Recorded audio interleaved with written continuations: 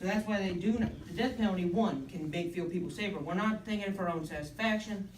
Honestly, if I had to choose the death penalty, I would for not my own satisfaction, for the people around me fearing him for his own satisfaction. That's like saying letting an ISIS fighter who bombed something and he lived somehow, I don't understand how he lived, putting him in rail and then saying, who would be, raise your hand here if you'd be afraid of seeing an ISIS fighter. Raise your hand. Why? Running screen. Okay, so I'm thinking this is a lot. Okay, that's a lot. So that you're saying it's okay to just let one sit somewhere and we'd be afraid of him. You need to terminate the threat. And one, I would be more afraid of him being there.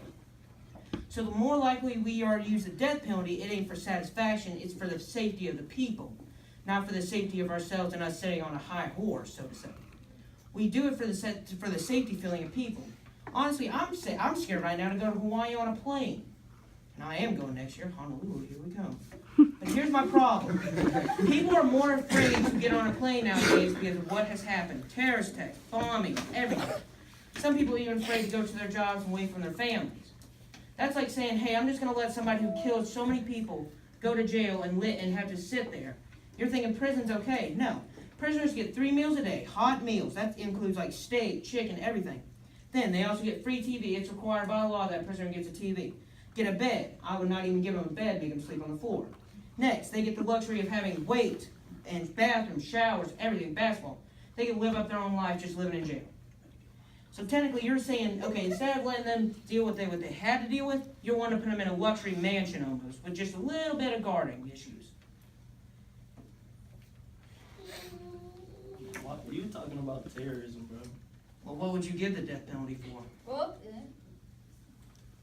Oh, well, everyone has broken the law to some degree, even the politicians. America lost the value of life. Americans were citizens and not statistics.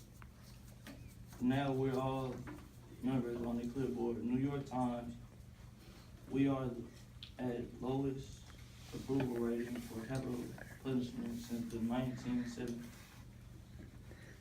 Humans are incapable of protection. The court is a very efficient way to prosecute the sentenced criminals who deserve a punishment for the disobedience of our laws. But the judge is a human. With the court system, human errors to be accounted for, 87% correct, and it only leaves 13% of failure. America has an estimated population of a little over 300 million. So if 300 million people were tried, found guilty, and sent capital punishment, 13% will wrongly be convicted and killed for someone else's arrogance.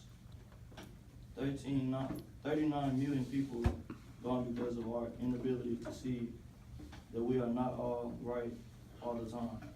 This is a waste of life, time, and money, but human error affects not only the court system, but even the process of capital punishment itself. Texas, a botched injection. Except the injection was not correctly made and it caused criminals to foam at the mouth, and they suffered, but they suffered in some eyes. They got what they deserved.